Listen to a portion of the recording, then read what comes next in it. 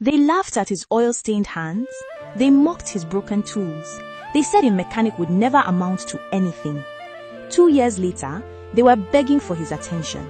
But Chidi only had eyes for the orange seller who believed in him when he had nothing.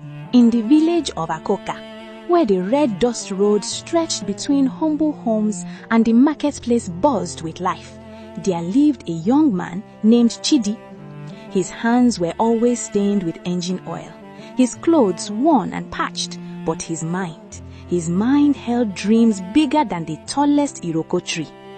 Chidi was a mechanic, not the kind who owned a fancy shop in the city, but the kind who fixed broken motorcycles under a rusty zinc roof, using tools he'd fashioned from scrap metal and sheer determination.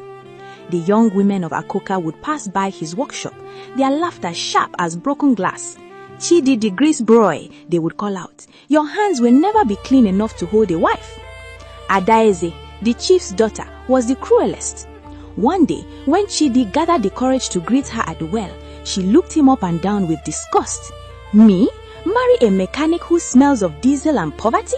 I would rather remain single forever." She tossed her braids over her shoulder and walked away, while her friends giggled behind their hands. Even Mama Nkechi, who sold cloth in the market, warned her daughters, "Stay away from that Chidi. A man who plays with engines has no future. He will keep you poor." Day after day, the words cut deeper, but Chidi continued walking, his jaws set with determination. Only one person never mocked him. Her name was Ma. She sold oranges at the edge of the market. Sweet, golden oranges she arranged in perfect pyramids. While others ignored Chidi or sneered, Ma would bring him oranges during his lunch break. "You work too hard without eating," she would say, her smile warm as morning sunlight. "Take these, keep your strength." "I cannot always pay, Ma," Chidi would say, ashamed. "Did I ask for payment?" She would place the oranges in his oil-stained hands.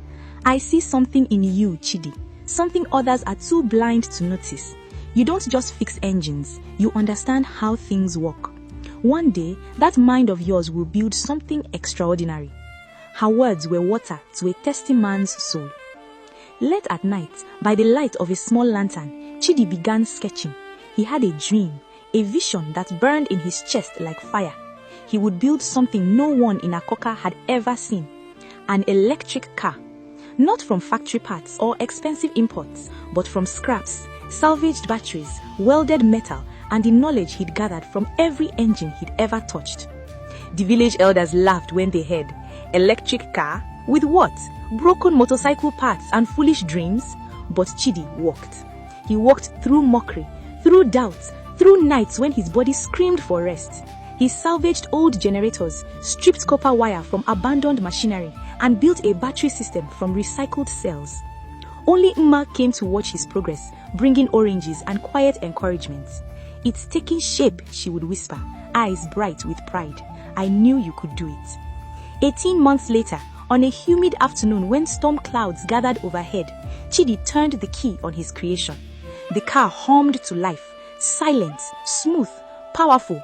The crowd that had gathered to witness another failure stood in stunned silence as Chidi drove his electric car through the village streets.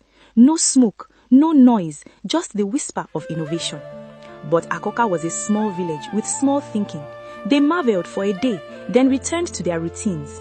"It's interesting," they said, "but what use is it really?" Chidi knew he needed to think bigger. He had heard stories of something called the internet, a way to reach the whole world. He traveled to the nearest town, found a cyber cafe, and with trembling hands, he created a video showing his creation. He titled it simply, "I built an electric car in my village workshop." Then he waited. The video caught fire like dry grass in Hamatan. 1,000 views became 10,000. 10,000 became 1 million.